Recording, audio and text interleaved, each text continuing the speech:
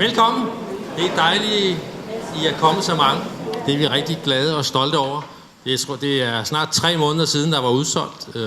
Så det er rigtig dejligt, fordi man kan sige, at psykovision består af mig, som jeg hedder Jørgen Eriksen, og min partner, som hedder Anne Klinte, der sidder nede i check-in. Og vi lavede psykovision helt tilbage i 2003, fordi vi godt ville udbrede viden om recovery-perspektivet. Det var sådan lidt nyt på det tidspunkt, kan man sige. Også fordi vi i vores egen praksis manglede materiale. Så vi begyndte jo blandt andet at kigge meget i starten efter, hvad skete der rundt om i verden, og blev en del af nogle forskellige internationale netværk, og fandt ud af, at der fandtes så meget viden om, hvordan mennesker kunne komme sig for svære sindslidelser.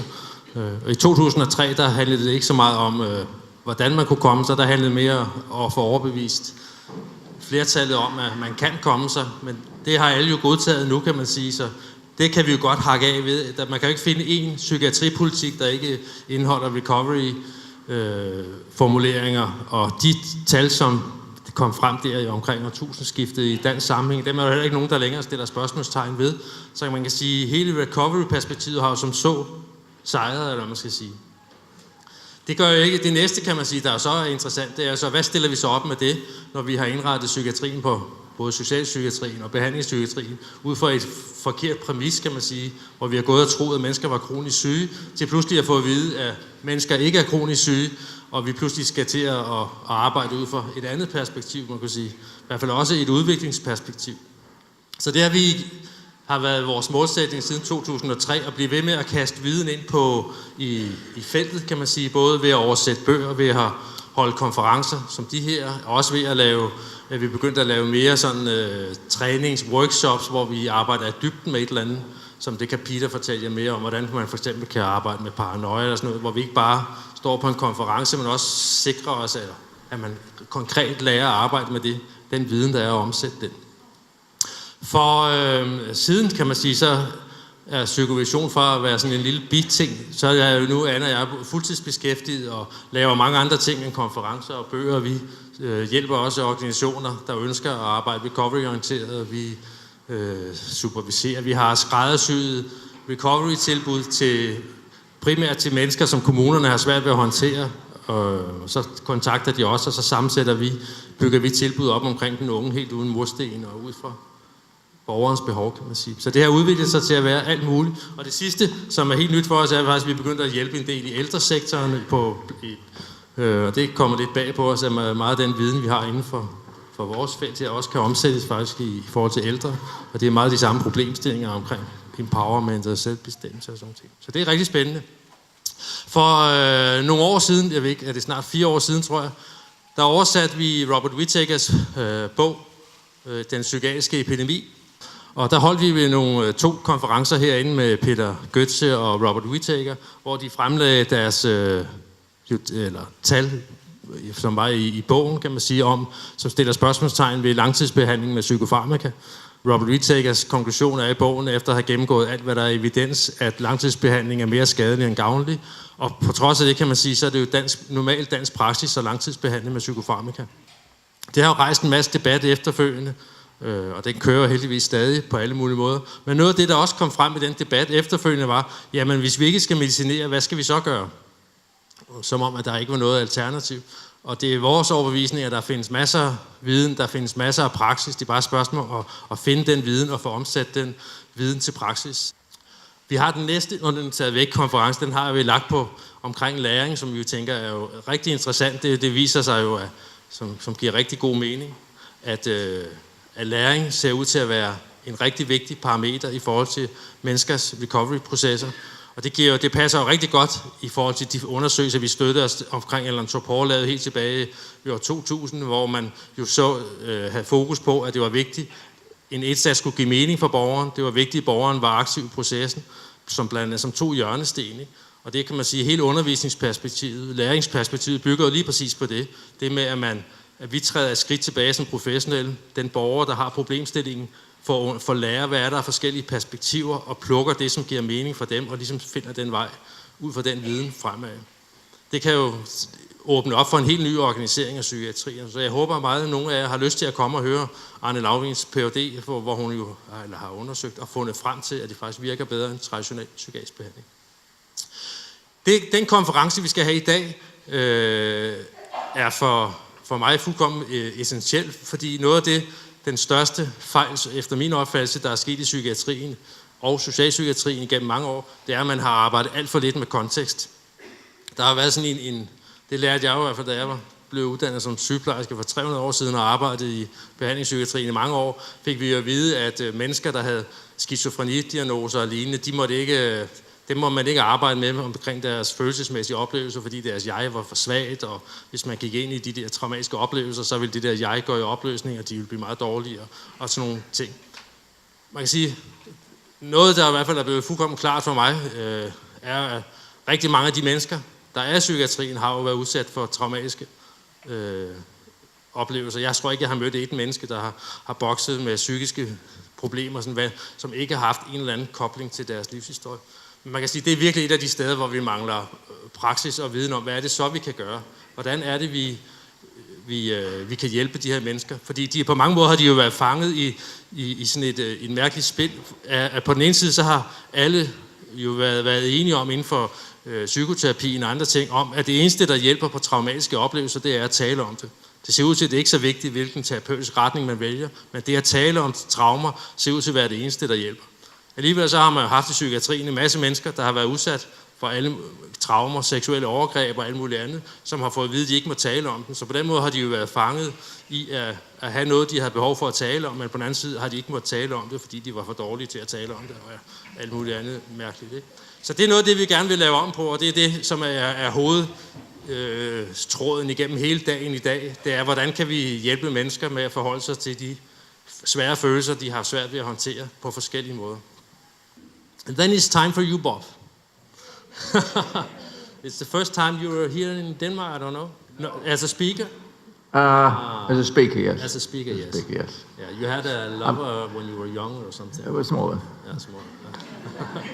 Yeah. So I've got a lot to say because I haven't been before. I've got a lot to talk about. You see, lots of bottled up. It's all coming out. Okay. So I've been working many years with Peter, and he's always talking about, you should invite Bob, he's so fantastic. He worked with these boxes, you put all the trauma into boxes and how we can get them out again. So I'm so glad you're here. And thank you. Welcome to you. Thank you.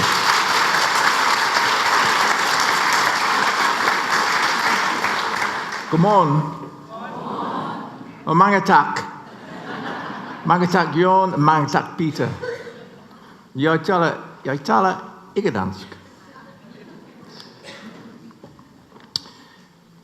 So, I've a lot to say, and I tend to speak very quickly because I'm enthusiastic. So I want you to practice something like this if it's too fast. Go on, show me how you do it, come on. That's it, that's very good. If you do that, I shall repeat the last 5 minutes, so be careful. This picture of wheat is optimistic. It holds a message for us which psychiatry needs to learn. I'm a contradiction in terms. I'm a very rare animal. I'm a happy psychiatrist. I'm a happy psychiatrist because people are wonderful. People are wonderful, except the British government and Brexit. They're not wonderful at all. So let me give you all of psychiatry in 60 seconds. Okay?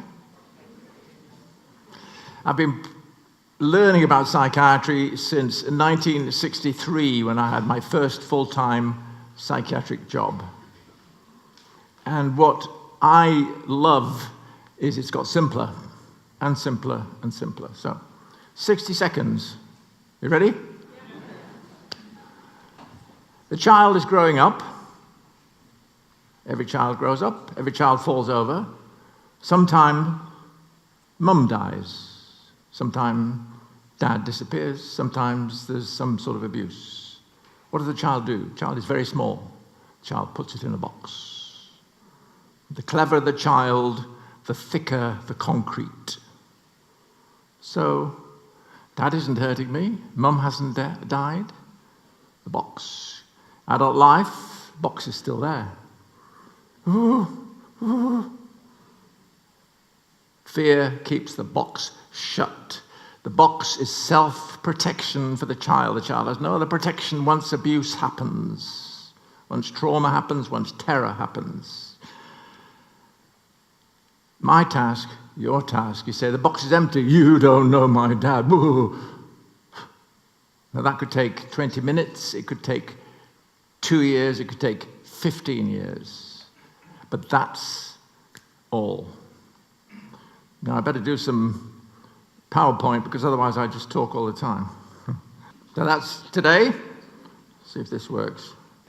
So that's the title in Danish. That's what Google told me it meant. That's what I say. And that's what Google says I say. You've got to take it in stages, you know. Don't rush it, don't rush it. Cure, cure. Recovery for me is too flimsy, it's too frail. Cure. And I want to explain why. But in order to give you the basis for my confidence and yours, we have 3 tasks. The first one is we have to reform science. That's why the wheat was up there. I've recently had a paper, an academic paper, accepted for a philosophy journal, which says there is scientific evidence for intent, scientific evidence for choice, scientific evidence for your responsibility. And hopefully the psychiatrist will read that. We have to reform psychiatry, as you know. What I propose in its place is what I now call verbal physiotherapy. If you have a stroke, you go for physiotherapy. When you have encouraging, confident people saying, yes, you can move, come on, you can walk. And that helps. It restores circulation. Now then, trauma or terror in childhood cuts off the frontal lobes. It's as if they're having a stroke. So the answer to that is verbal physiotherapy. Now then, why do I want you to do these 3 difficult tasks? This is the reason. This is a cartoon from The Economist. Yes, that's right. It reviews the 5th edition of the DSM, the psychiatrist's so-called Bible, which has caused all the trouble since 1980. The doctor, you can tell he's a doctor because he's got a stethoscope, he is pouring gallons down a small child's throat without looking at the child and only reading the book. That should stop psychiatry, but it doesn't. This is another slide I always show. Look what they've done. They've labeled these little tots, these little babies. It's a disgrace. But it's in the ethos. It's what people expect. People think we live in a clockwork universe, and we don't. What you do, what you decide, what you intend matters, because it is not a clockwork universe. So here we go again.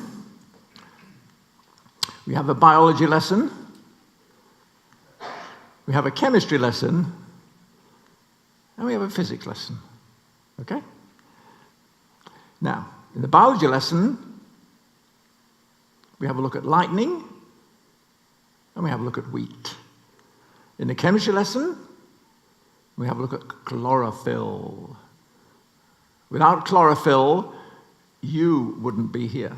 Nor would I. Physics lesson, the electron makes up its own mind. Look at that.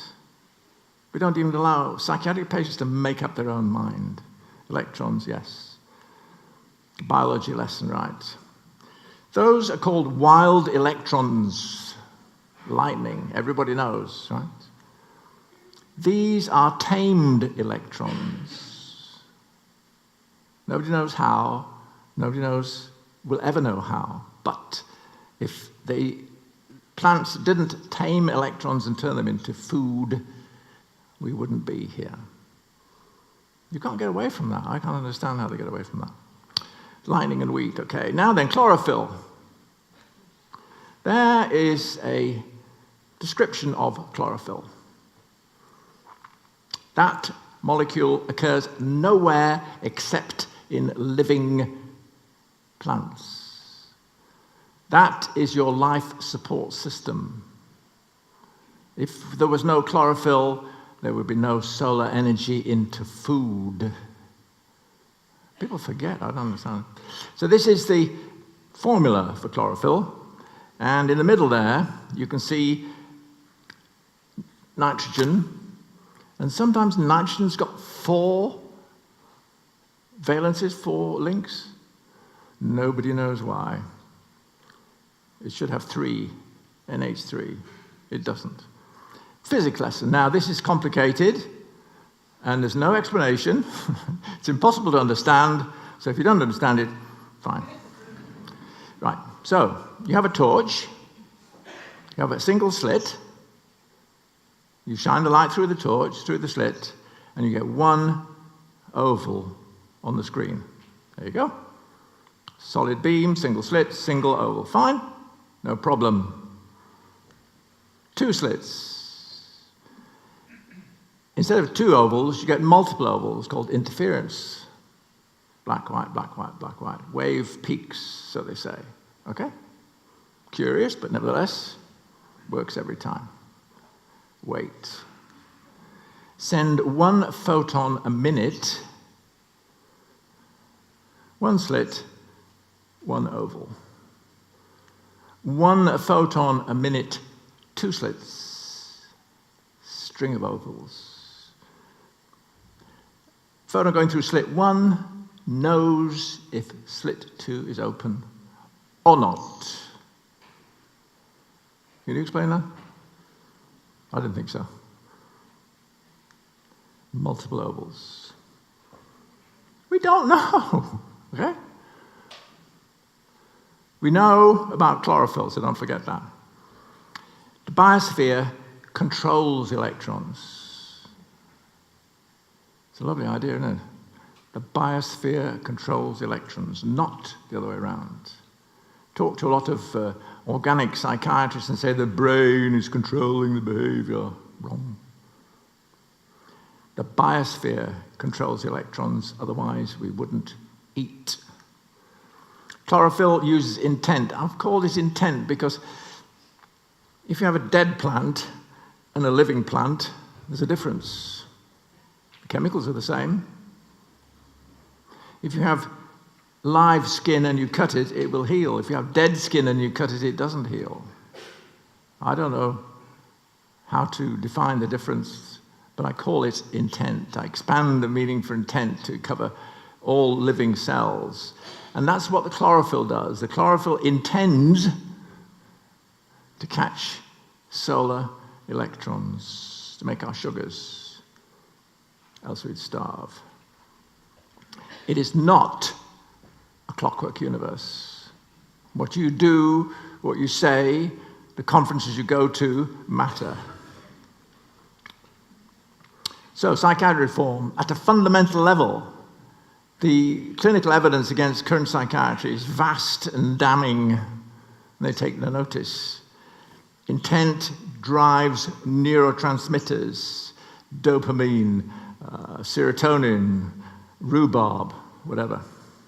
Not the other way around. You can control, to a degree, your neurotransmitters.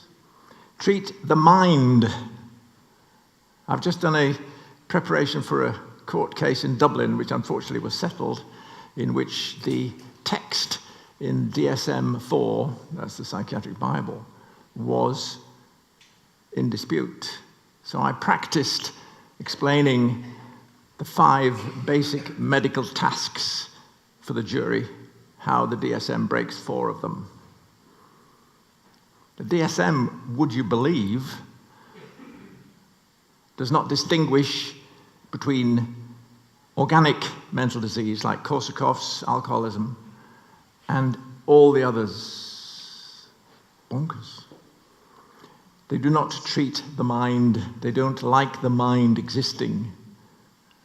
It's the most important part of a human being. And it has intent. And what you have to do, and what I have to do, is to empower intent. We're all born lovable, sociable, and non-violent. It may take you a while to learn that, but that's the truth. Now then, like I say, you get paralysis, you get the frontal lobes go offline. It's as if you had a frontal lobe stroke by trauma. So instead of psychotherapy, I would say verbal physiotherapy.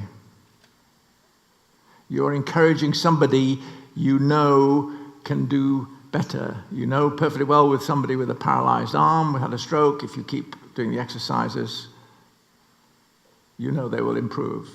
They know they will improve. They consent to be encouraged, and this should be the same psychotherapy. Trauma terror freezes the frontal lobes. It's kind of I was thinking about this the other day, it's kind of an autoimmune reaction. It's an auto-defense reaction. Woo, can't deal with this, shut off. Reality is too dangerous. You have to melt them, that's your job. And that's the motto, replacing social defeat with social delight for all. You can see how psychiatry, how mental problems have become simpler and simpler. You can understand that last line. You know what social delight is. You may not always be able to get it, but you know what it is. The only diagnosis I will make is social defeat. A child growing up thinks, whoa, it's a horrid world, whoa. And from that, a whole series of colorful, irrelevant psychiatric symptoms comes. What's the remedy? Social delight. You have to convince them that what they've been programmed to do, what they've learned to do, what has always been the case for them is no longer. That you believe that people should enjoy social delight. And you believe that the person in front of you can.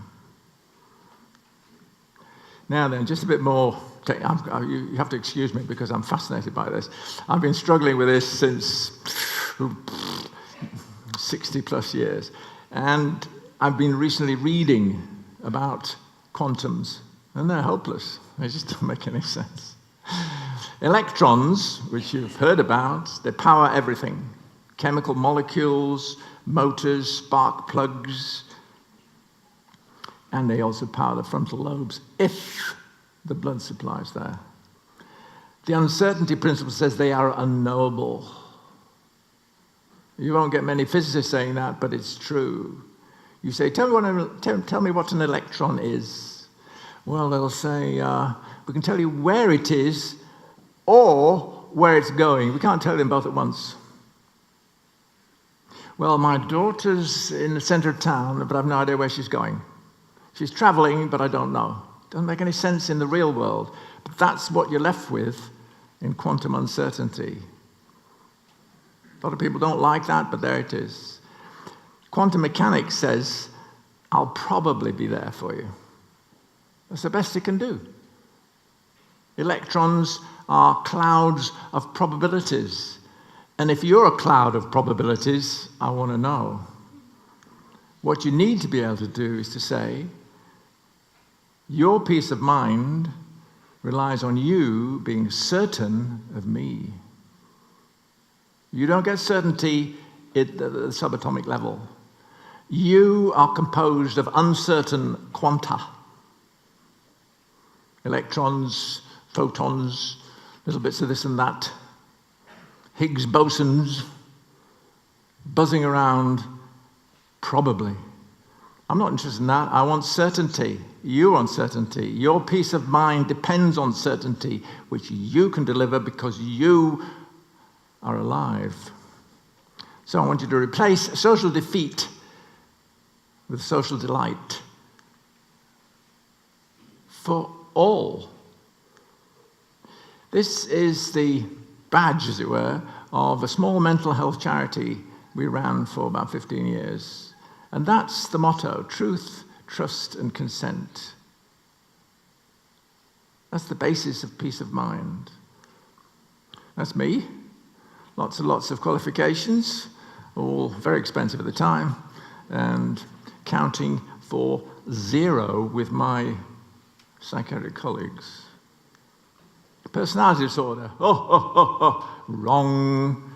It's a perception disorder.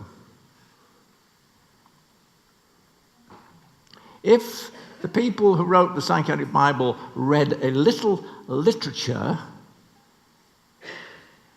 they would find personality development is a feature of all the best novels.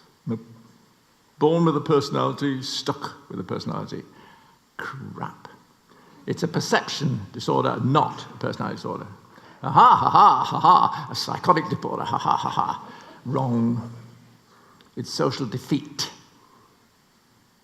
You get psychotic symptoms, I grant you. But that's somebody in a lot of trouble. Just a word on voice hearing. I don't mind if people hear voices. If they mind and ask me for help, then I can help them. If they don't mind and don't ask for help, they don't need help. Social defeat should be social delight for all. That's what we need to do. The psychiatrists have climbed to the top of the tree.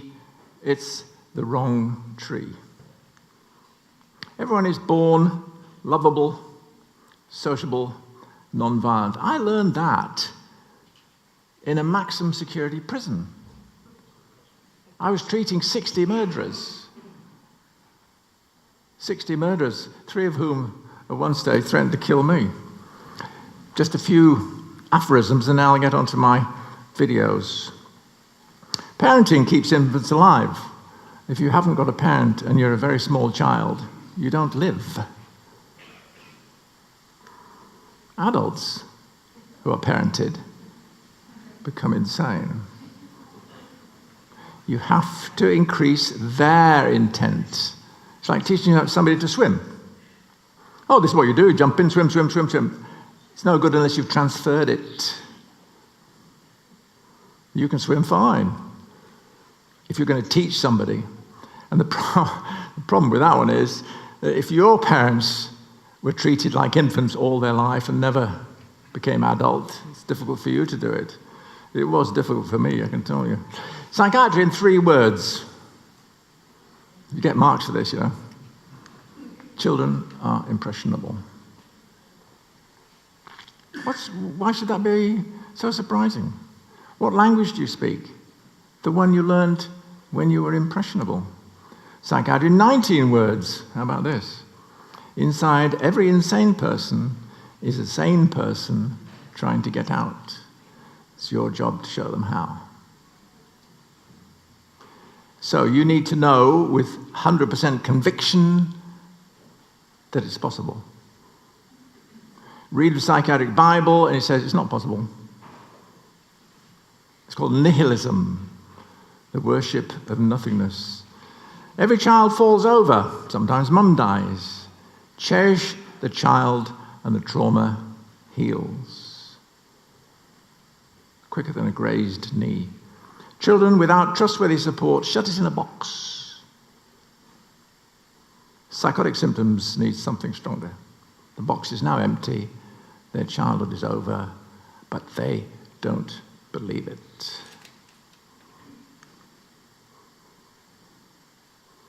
Heal. Cure.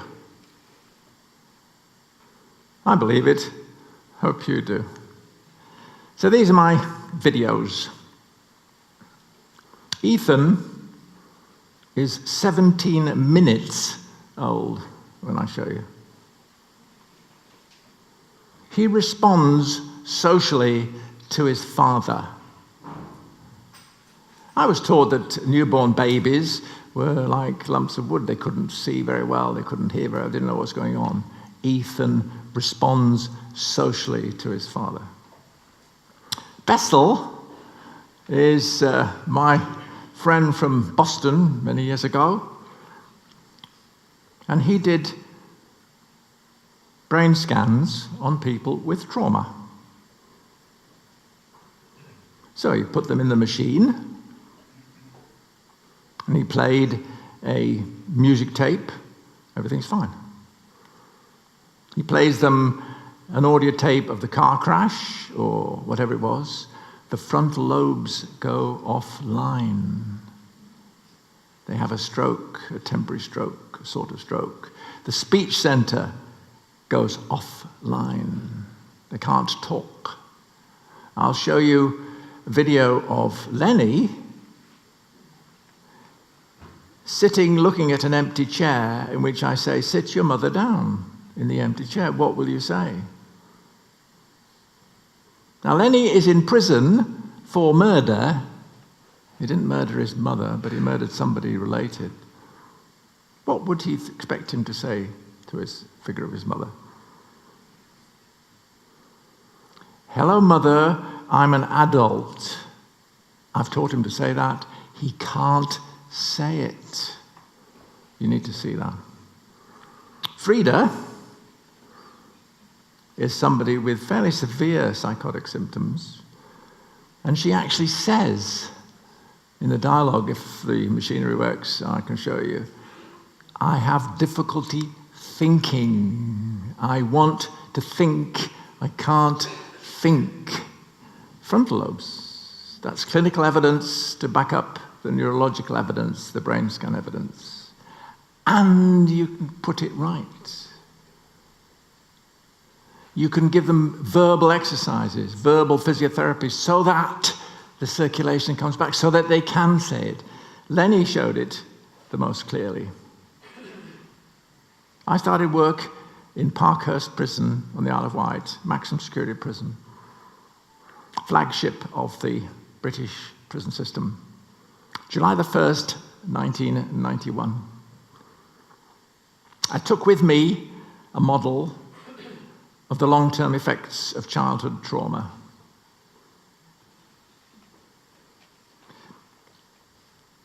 I eventually had enough confidence to ask the prisoners if they would consent to me videotaping them. And they said yes in September. So the first one of Lenny is September 1991. The second one of Lenny is November, that's 8 weeks later. And you can see the change in his behavior, change in him. He's now thinks clearly about his mother instead of not thinking at all. So I've got good news.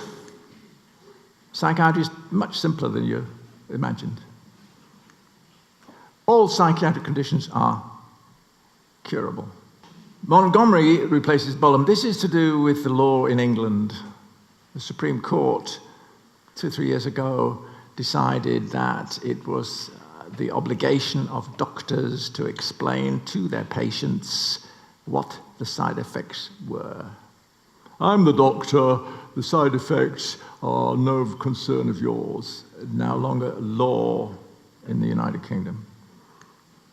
Simple, but not easy. You have to work very hard. The people you're dealing with have not trusted anyone. You have to earn the trust. You can't buy it. You have to earn it. There's a social defeat again. And doctors must now explain all their toxic effects. I've got bad news. Psychiatric drugs don't work. They stop the dopamine. they stop the serotonin. That just... DSM, that's the Psychiatric Bible, is a medical disgrace. It wouldn't last 5 minutes in general practice. I was a family doctor for 20 years, and I learned what real medicine is and what real psychiatry is, and the DSM medicine would not survive 5 minutes. Oil tankers turn quicker than doctors. So here we go. Psychiatric drugs do not do what it says on the tin. This is an antidepressant. This is an antipsychotic. But never stop them abruptly because your brain tissue has got used to them and needs to be weaned off them. Now, I will prescribe sedatives. I will prescribe major tranquilizers, 24, 48 hours maximum. They are not curative. They are sedative. In fact, there's a wonderful book called The Myth of the Chemical Cure. The myth of the chemical cure. All psychiatric drugs work by intoxication, is what she concludes. So I would prescribe medicinal brandy, if it was all I had. I gave a talk. I gave a talk to some GP, general practice trainees. And I said, I know you're under a lot of pressure to write out antidepressants, anti-anxiety. So as you're writing it out, say to yourself, I'm prescribing gin and tonic 3 times a day. Fine. You would prescribe it if there was nothing else. Fine. You would prescribe it short term. You would know that it was neurotoxic, that it was damaging to a whole series of bodily systems. And you would then judge whether the effect was worth it. The DSM omits the word causative factors. They're not interested in causative factors. Unbelievable. And oil tankers are in trouble. So, it's simple, but not easy. Under every psychiatric symptom. Now, let's just talk about symptoms again. I know Peter is a voice hearer, and that's fine. If you're hearing voices and they don't trouble you, maybe they help you. That's nothing to do with me at all. That's his concern, and that's fine. If they say kill yourself, or somebody's going to kill you, or they are negative, and you don't want that, then you need to do that. And under that is a fear. And it's actually an infantile fear. It's frozen. Under every anorexia, I've treated anorexic people. They are speaking, I nearly said through their stomach, not quite. They're trying to tell you something that they don't see or can't think very clearly. Depression, bipolar, psychosis, panic attacks, addictions, criminality, violence, murder, and war. Right. So here's your medical lesson. Are you ready? There you've got cholera. We all know what causes cholera. It's the cholera germ. The antidote, sanitation. The lesion or the pathology, gut rot. You do not get cholera if the sanitation is intact. Okay? Breaks down in Yemen, cholera spreads. Sanitation is the key. The pathogen in all psychiatric conditions is fear. It's obscured fear, it's buried terror, whatever. The remedy is trust. The healing hand of kindness. Trust me, there isn't a tiger in the other room. Why should I trust you? There's a tiger in the other room. No, there's not. Your dad is going to beat you again. No, he's not. Why should I trust you? Trust is absolute, crucial. I call it infantism, the lesion, because you're carrying on into adult life what should have stopped. Nursery emotions in adulthood. They remain because the frontal lobes are frozen and the person can't think about them. You remove the cause, either in cholera or in mental disorders, and you get a cure. Just briefly run through those maxim, which is so important. Truth, trust, and consent. Truth is what is really out there. We all have a picture of the world, what's going to happen next, who we're with, what they're going to do in a general sort of way. Never 100%, but it's our picture. Trust is the antidote to fear. I'm not frightened. I don't think there's a tiger next door. Do I trust you? Do you? If you do, then you can, and it's an antidote to the fear. You rely on another person's truth. Consent empowers. I'm going to ask you some painful questions. Do you consent? I sometimes think of this as the surgeon who says, "You've got a very bad abscess there, madam. Do you consent to me lancing it? Because if you don't, I'm not going to do it." And the person with the problem has to trust the person with the knife that it will benefit them. Those are the pillars of peace of mind. Oh, this is my little graphics. That's actually a baby. Well, it says so anyway, all right? I'm not really a graphic artist, you may have guessed. And that is an adult, you see. I mean, what can you do? I don't think I shall be in any art gallery shortly. So what happens normally is that the infant, the baby, grows up and everybody's fine.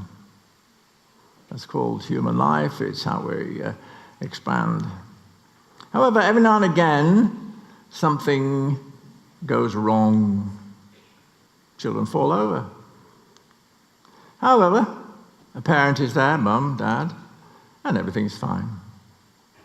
Every child falls over. It's what happens to children. They burn themselves, they graze themselves, they knock themselves about. What happens? Mum's there, dad's there, granny's there. That's all right. Mum's died, but we're here to help you. It's all right. Fear disappearing, right? However, sometimes trauma occurs and there is no adult support. Or the adult support is not communicated to the infant. And what happens then is that when the child grows up to an adult, there's a kind of a monster grows up inside them. It's a figment. It's what I call a parental figment, and it cannot be thought about because the frontal lobes won't let you. So what happens? You put it in the box. Boom. It's a natural defense of the child. The child said, "Ooh, this is a rotten world. I tell you what, I'll pretend." However, if you work at it, you can remove the box. Oh, here we go. Now then, this is my friend Bessel. Professor Bessel van der Kolk. He wrote a book called The Body Keeps the Score, which I like to twit him about because it doesn't. But there you go, that's the best he could do. He couldn't explain why something which attacked you 10 years ago, 80 years ago, is still eating you now. The trauma has stopped in the real world, but not in the person's head. How do you explain that? He doesn't. He says, the body keeps the score. However, what he actually says, he's looking for ways to help traumatized patients find their way back. You'll hear him say this if the machine works, all right. They've got lost. Their way back to what? I say they got stuck in childhood. Not everything, just an aspect. And if it doesn't trouble them, they want to be children, that's fine. If it troubles them, you need action. I happened to be lucky again, and the right time, this is of himself, in the right place, and my group did the very first neuroimaging study, that's a brain scan. What we did find, the first neuroimaging study, was the people, when they remember their trauma, the whole of the frontal lobes goes offline. I saw this video, which I'm going to show you, 6 months ago. But I've witnessed the clinical effects 30 years ago. And over the last 30 years. You sit there, and they go blank. Plunk. They talk about this, they talk about Brexit, they talk about all these other different things, and then plunk. So you say, that's funny. Why can't you talk about that? And that's called verbal physiotherapy. Part of the brain that has to do with thinking goes off like this. Is Bessel van der Kolk. You talk about mental disorders. What does the mind do? The mind thinks, and here it isn't.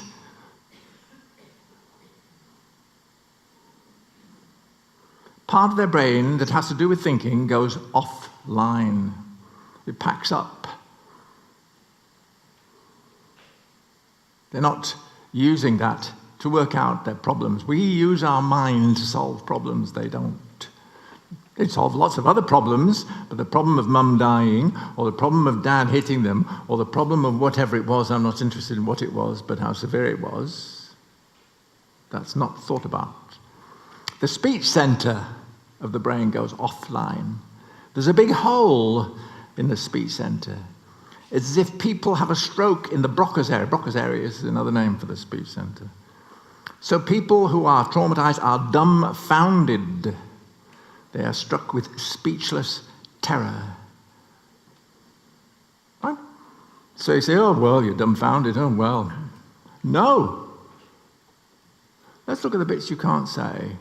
Let's gradually increase the exercise, the verbal physiotherapy. Then you'll get confidence that you can begin to stop being dumbfounded.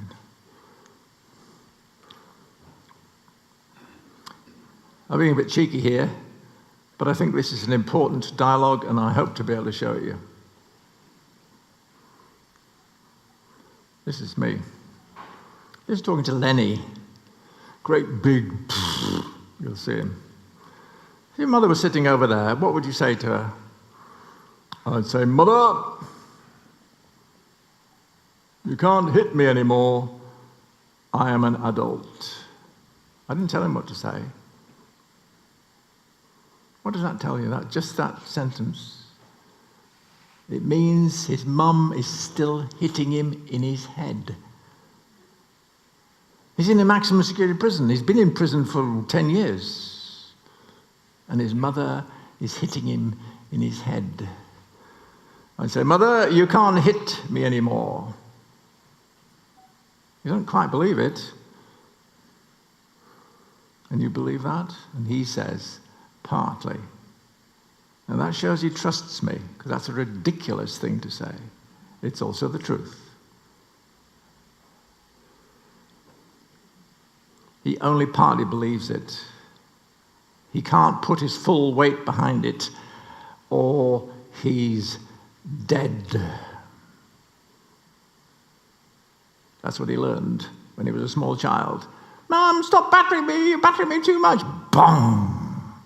He didn't know why she started battering him. She didn't know if she would stop. You partly believe it, partly don't.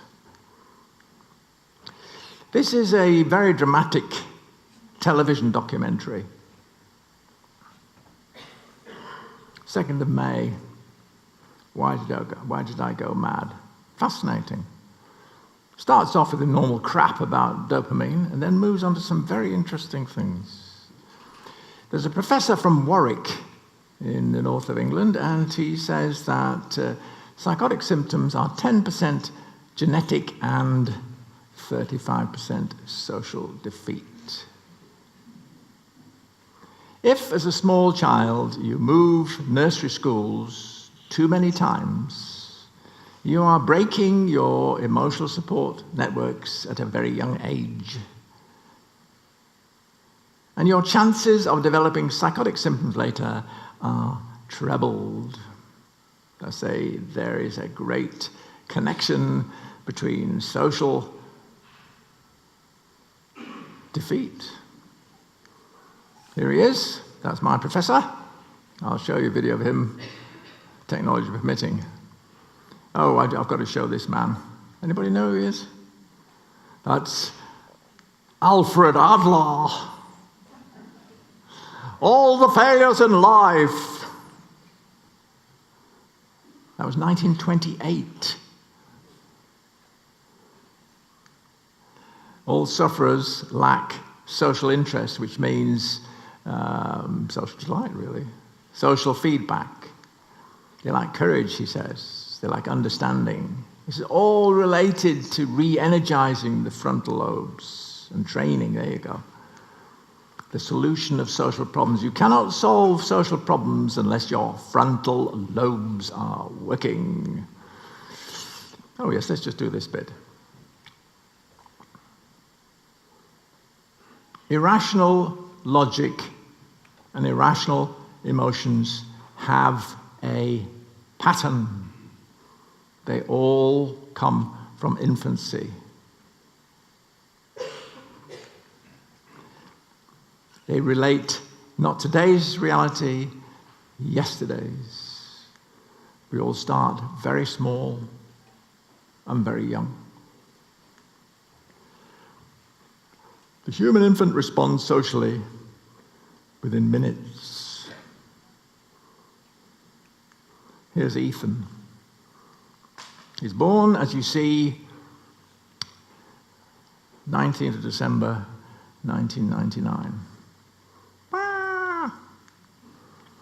17 minutes later, his dad holds him in his arms, and Dad sticks out his tongue. And the child does the same.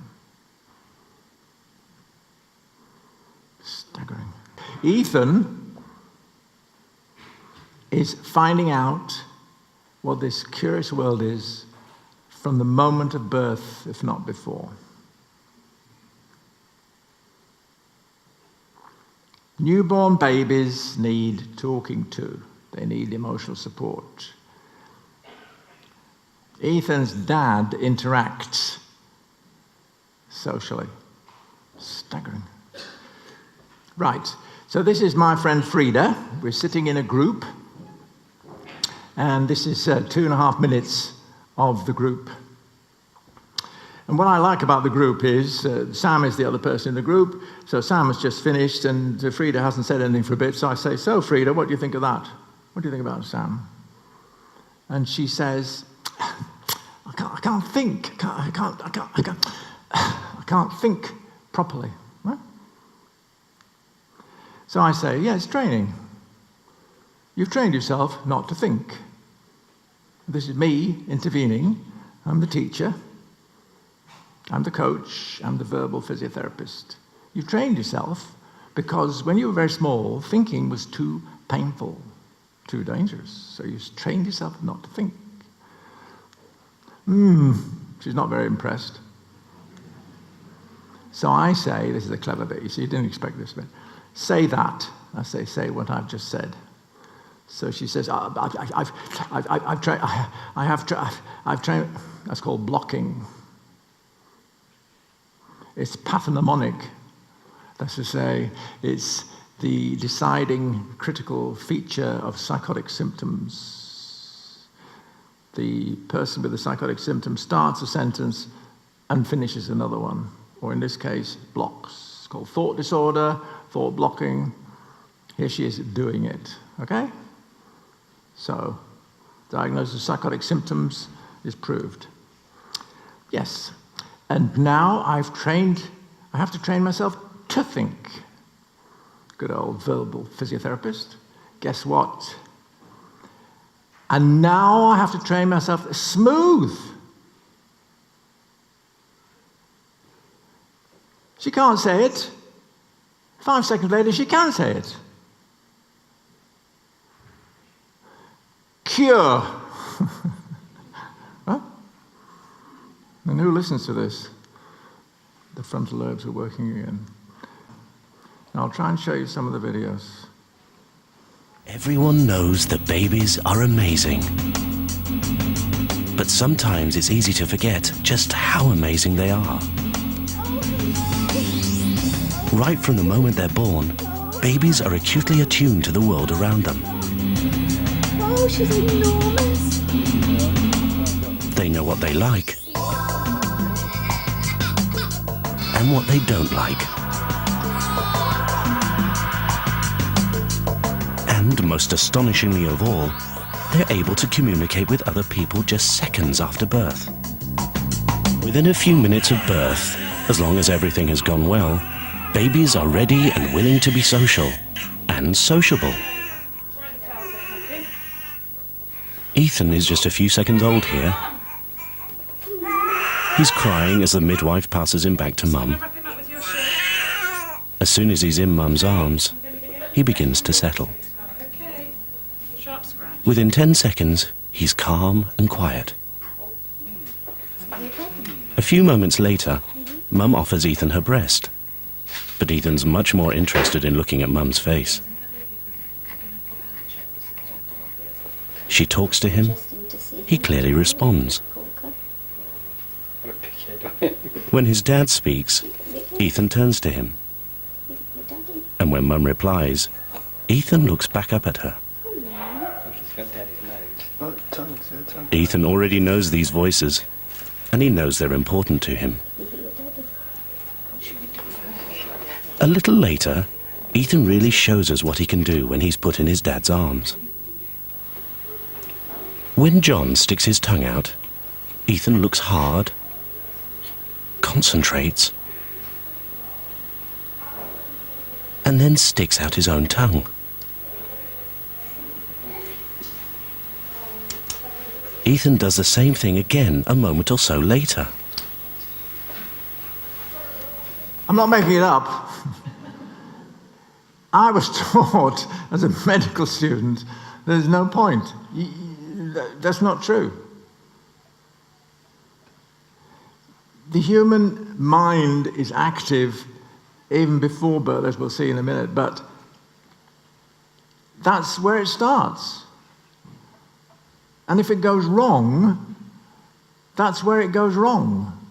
It's not genes, it's not chemicals. The chemicals follow what's gone wrong. But you have to go back and undo the damage. To people who are now adult. So you don't parent them, you don't patronize them, you don't demean them, which unfortunately is what happens a lot. You treat them like adults, you talk to them like adults, you encourage them to be adults. Even in the womb, babies learn some very important things. They learn to recognize the voices of their parents and others they often hear. And from the taste of their mum's amniotic fluid, they can pick up some very specific information about the taste and odor of mum's milk. This is clear from this fascinating experiment with Alexandra, who was 2 weeks old at the time. A box was secured to each side of this cot. In one box, there was a tissue pad with some of Alexandra's mother's milk. The other box contained a pad with another mother's milk. Air was gently blown through each box into the cot. For the first minute, Alexandra's mother's milk is in the box on her right. She soon turns to the right and remains there.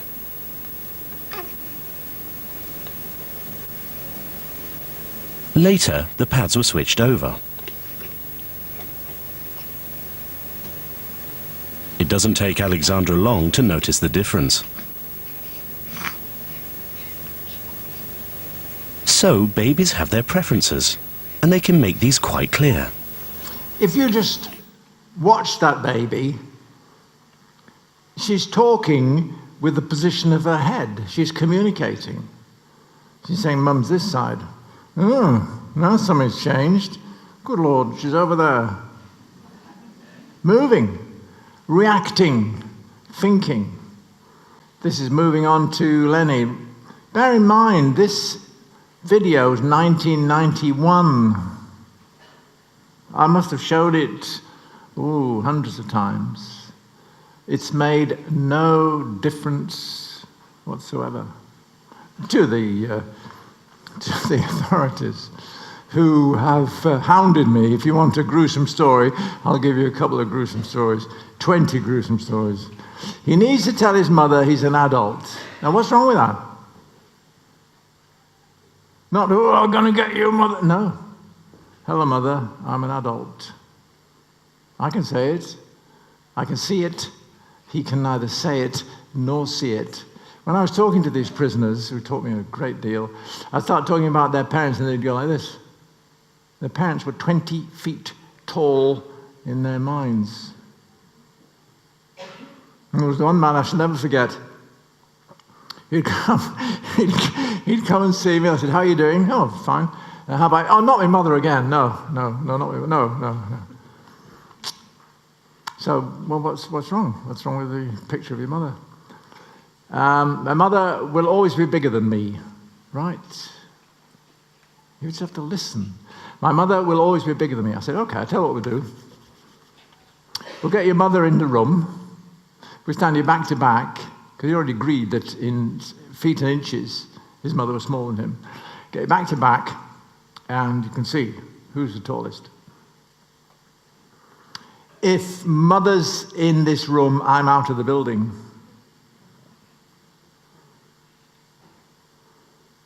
Something stops him thinking straight. The fact is, his mother's smaller than him now. The fact was, she wasn't.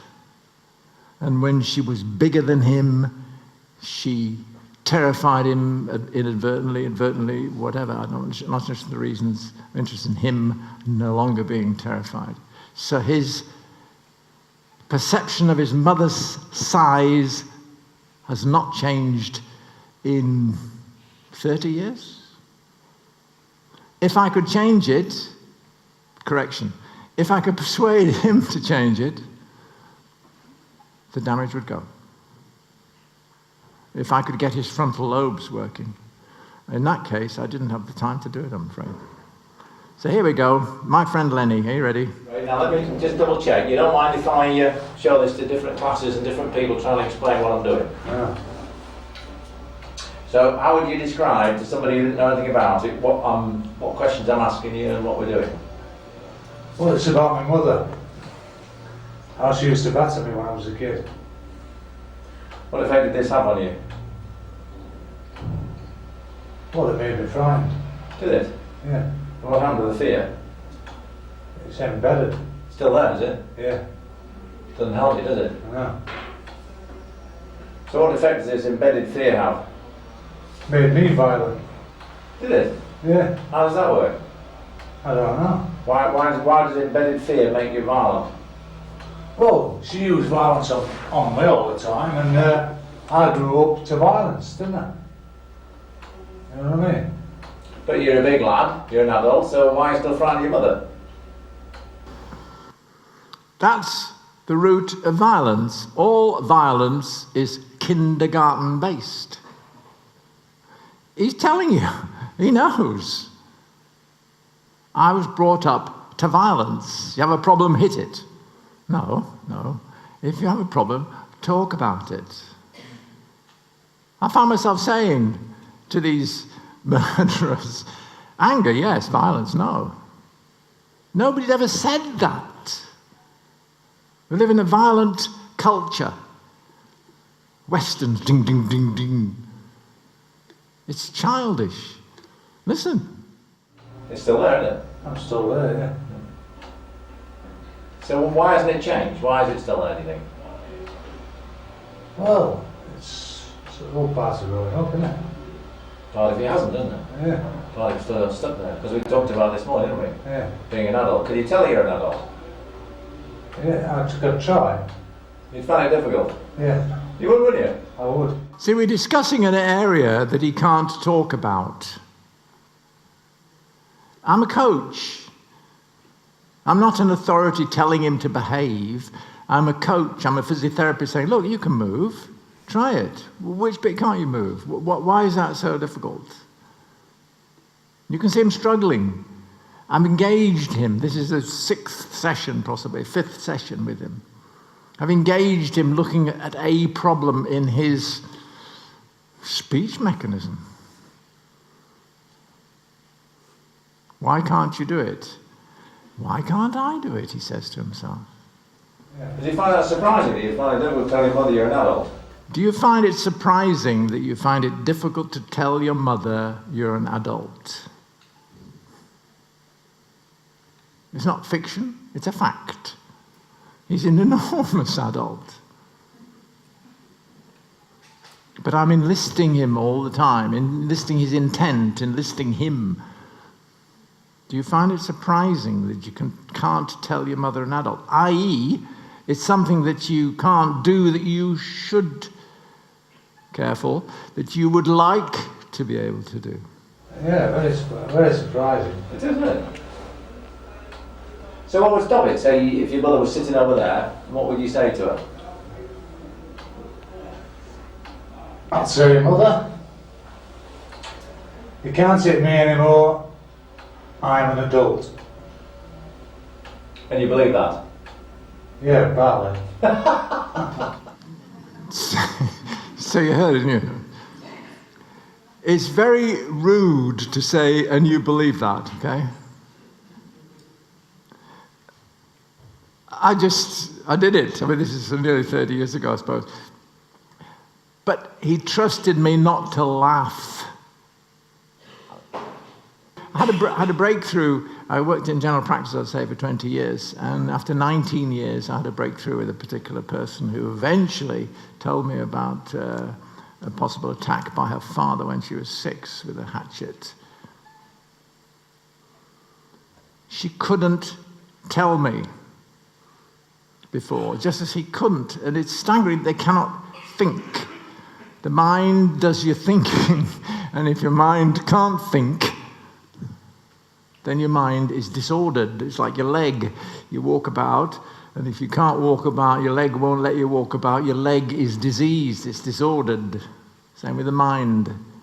But as you can see, this isn't chemicals, this is programming. It's a software problem, not a hardware problem.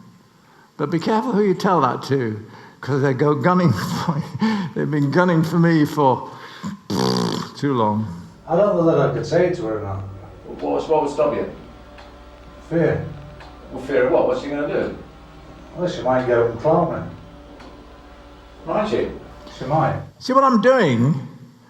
Now I'm on his side looking at the problem, which isn't easy, but if you can get to that situation, I'm frightened of my mother, okay? What is she going to do? Let's have today's reality in here, if you will consent. What is she going to do? What can she do? He's been in prison for 10 years, hasn't seen his mother. And, tragically, in many cases, the parent has died. So there's no way. And it was the case with the one I mentioned before, the lady with the axe lady, as I call her. Her father had died 4 years before. Now, I was a GP, and I treated him, so I knew the family. So when she came in and said, I can't blame me, Dad, I can't blame me, Dad, I kept saying, well, why not? He can't do any harm now. He's been dead 4 years. Think. Block. 85. And she's going to do you an injury, is she? We're now discussing what his mother's going to do, right? What his mother is...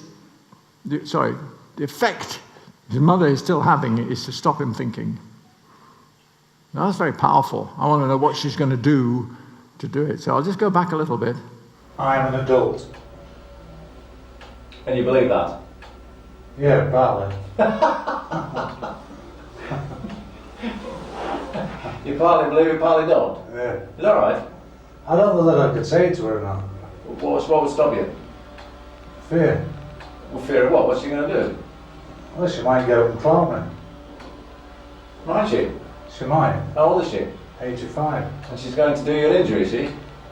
Oh, she's still lively. 85. How big is she? 5'2". And how big are you? 6'3.5". Doesn't sound much of a match, does it? No.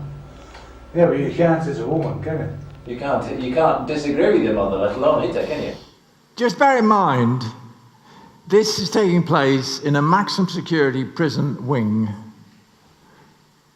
with people who have been and could well be again very violent. And he is admitting to me that this small, old, elderly lady is dangerous. There he is, and there she is. He's not going to tell that unless he trusts me implicitly. He saved my bacon. He changed from, I started in July, changed in November. I'll show you a bit in November. He changed, he cured. The others were still talking after 2 years because the damage was so deep. But I said, well, if it can change with Lenny, it can change with other people, which is true. It can change with everyone if you have the amount of resources, if you have the right amount of time. Do you need to be able to disagree with her? It'd be nice to, wouldn't it? Would it? What advantage to you is disagreeing with your mother? Well, I could get on with my own life. Could you? Yeah. What would you tell her? I'd say leave me alone. Get out of my life, would you say? Yeah. That's why I left home. Why did you leave home? Because I couldn't put up with them batterings anymore. You couldn't, could you? No. How old were you when you left home? Well, don't forget I was in a proof school. So I left when I was 13. And I didn't go back home. Oh, I'm a liar. I did go back home, I did. But it was getting on my nerves. What was? All the shouting and roaring. And even at that time, you're still afraid. Violence. You're still afraid of your mother, weren't you? Oh, yeah. You said this morning you programmed. Program, that's What right. was the program? Program to be afraid of. You were, weren't you? Yeah, And also programmed to be smaller than her. yeah. She thinks I'm still in shorts. Did you catch that? She still thinks I'm in shorts, as to say in England, as a small child. He still thinks the same. So what I now do is I re-expose him. It's like you do in physiotherapy. You say, can you move? And you talk about something else then. Can you move? You come back to it. And now he's beginning to laugh. I want you to see this. Are you going to tell her that you're not in shorts? Are you going to tell her you're an adult? Are you going to tell her that you've grown up? Ooh, watch. Are you going to tell her? If she was here now, Yes. and you was here, Right. Mother, you can't touch me, I'm an adult. I would, I'd say that. I'd say that. You would. Yeah. You see, that's already more, you can see, it's already more confident than 5 minutes before. But look what's happening. I'm asking him very rude questions, very dangerous questions. Be very careful. These are dangerous areas. And this is why 3 of them threatened to murder me, because I went too fast in a particular area, without their consent. I've got his consent. I'm laughing at the same problem he is. I'm not laughing at him, I'm laughing at the problem. And what he's doing here is increasing his confidence. It doesn't make any sense to him now that he can't say these things. It doesn't occur to him it doesn't make sense unless somebody asks him. Don't ask them unless you've got consent. It's one of those wonderful things. They don't want to think about it. They don't consent for themselves to think about it, and yet you want consent to talk about it. That's right, it goes back to the lancing the boil, lancing the abscess. This is going to hurt. Do you agree? And you need the consent to start with. That's because I'm here. That's because you're here. So what this particular bit is, what am I doing here? Bear in mind, I had some training in psychoanalysis which I didn't like. And I'm actually finding out from him at this point what effect I'm there. And there's an interesting bit coming up where we both speak at the same time. I say, what effect am I having here? How am I helping? You're helping me. That's because you're here, he says. I can say these things. See? He couldn't say them unless I was there. I'm defending him against a parental figment which doesn't frighten me. So he says, And what role am I playing? I want to know what role I'm playing. I learn. I want to find out what I'm actually doing, or which the important bits of what I'm doing. And I give him an answer which crosses with his in the air. I say, I'm giving you moral support, which is a good middle-class way of putting it. He says, I'm giving him power. And he's right. I'm giving him power to defeat his ghosts. And, you can see why I love it, because this is a tremendously privileged position to be in. I'm not frightened of his mother. A personal footnote, for many years I was frightened of my father and wouldn't admit it. And once I stopped being frightened of my father, I could help other people who were. In this case, he's frightened of his mother, and I can help him because I'm not frightened of his mother. I think she's just an 85-year-old. How am I helping you in doing that? Well, you're giving me power. Moral support? Yeah. I am, aren't I? Yeah. And after a while, you can do it for yourself without me, can't you? Oh, of course, yeah. Yeah. But at the moment, you need my support. Yeah. Which I'm very happy to give you, because I believe you're an adult and I believe she should be told. That's right, isn't it? Yeah. After a while, you can do this without me. I'm working my way out of a job. If you're teaching somebody to swim, and they can only swim when you're there, he knows. Look what he says. Oh, of course. And then 8 weeks later, I just have to say, when in 1991, video technology was extremely expensive, and I had to send this off to a lab. And I said, I want this bit of this tape and this bit of that tape put together. He said they're different people. He says, you've swapped. You see if you agree with him. Well, you can't take your own mother, can you? That's right. You know what I mean? And whenever she battered me, I never dream of lifting a hand to hit her.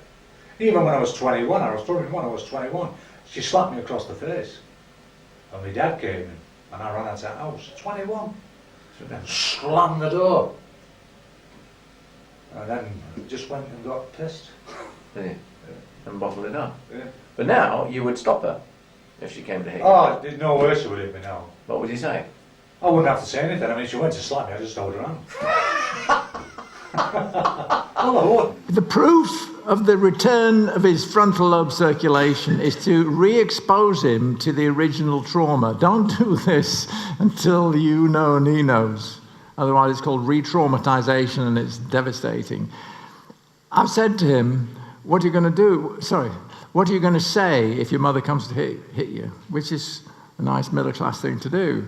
He says, I wouldn't say anything, I'd just hold her hand. Well, I wouldn't. Well, he didn't have the confidence to do that before. That's what I'm trying to draw. I mean, if this had happened years ago, where a doctor had took an interest, say when I was in my 20s, and said what you'd said, and we conquered it, and then I went to the house and say, supposing I came in late, and she says, blah, blah, blah, and she went to hit me. I said, Mother, you can't hit me, you know.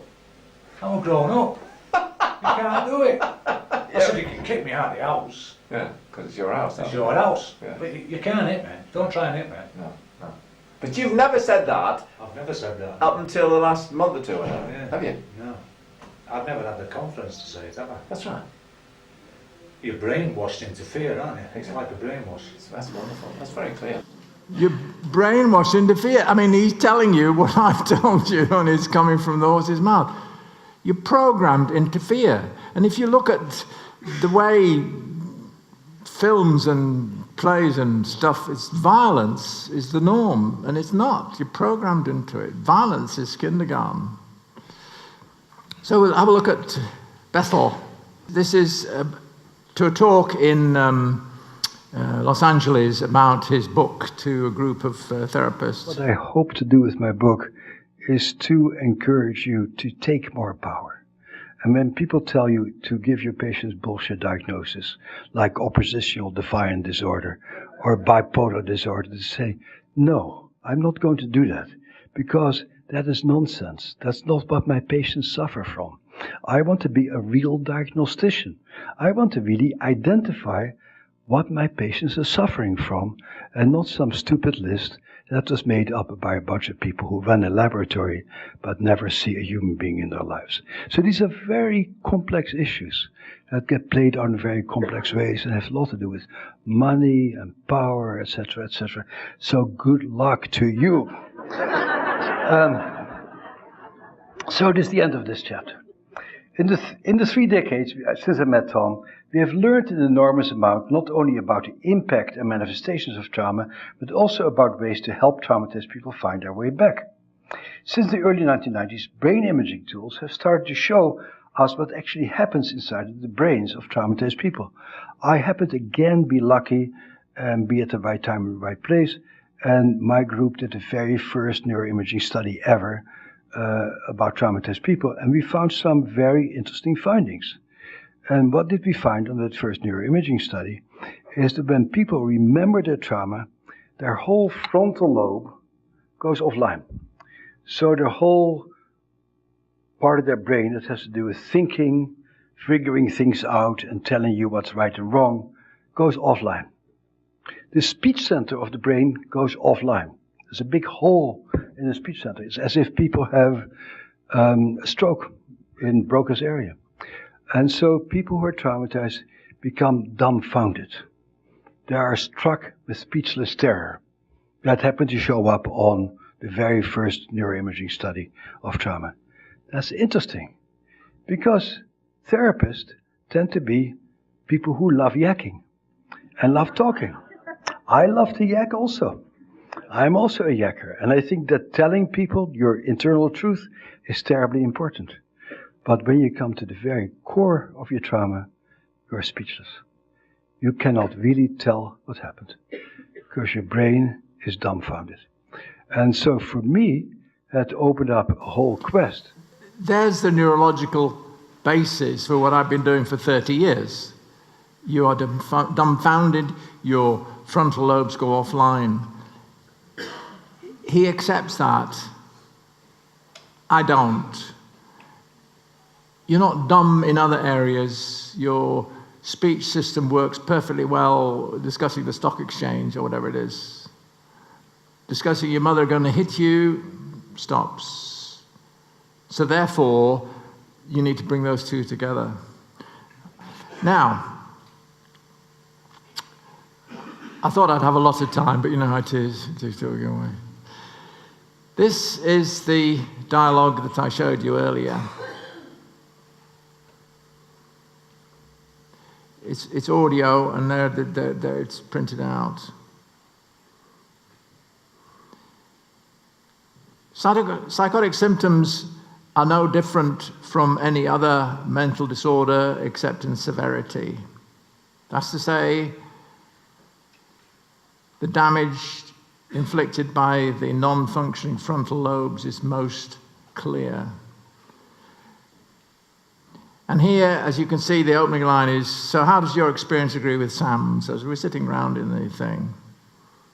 And as I say, Frida hasn't said anything for a couple of minutes, so it's time to put the boot in. Encourage. Yeah.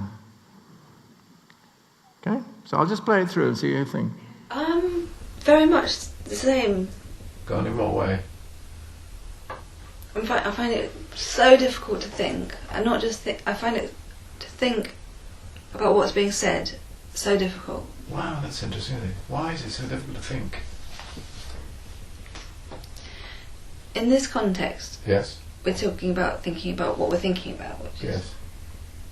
how to stop our parents, stop us thinking. What we're doing, it happens that I can't think about it, but I can't think about the supermarket shopping when my mum was in my head either.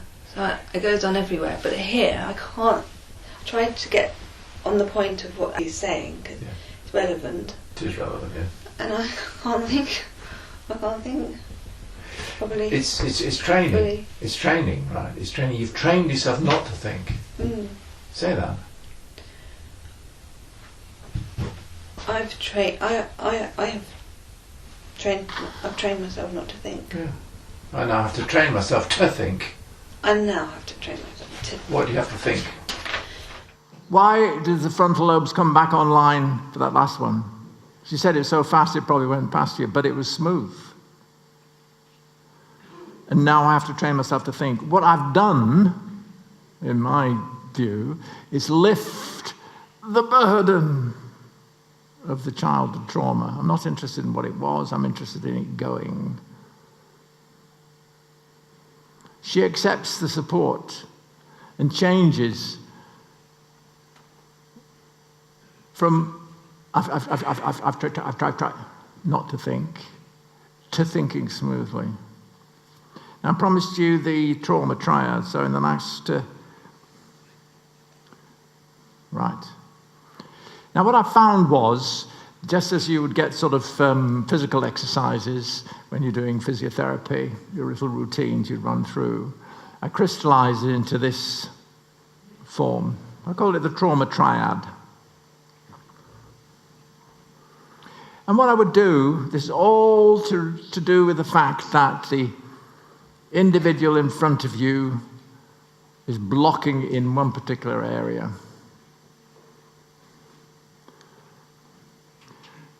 I say, sit the person down, whoever it is. I'm not interested in the details. In fact, I don't want to know. All I want to know is that you can think clearly about it. Say to the person, what you did was wrong. Because it was. But they can't say it. I give you permission to say what you did was wrong. Well, I'll try it. I'm angry with you for doing it. You hear all the stories about child abuse. Tell anybody and I'll kill you. Show any anger and I'll kill you. The child believes that. Why shouldn't the child believe that? And unfortunately. And, most important of all, I'm going to stop you doing it again. This is what I said in effect to Lenny. I didn't run through the Trauma Triad with him in those days. I've abbreviated it now. I've recently been, I have to be careful how I say this, debarred from working in prison ever again. It's a curious thing. I shan't go into the details, but that's the effect it's had. Because I went to see a prisoner in Wakefield prison. And I went in with a halo because this particular prisoner had spoken to his mate, and his mate said, this Johnson, this Dr. Bob, you've got to get him. You've got to get him. So I went in with a halo. And eventually I was able to say to him, right, sit your dad over in the chair over there. And what are you going to say?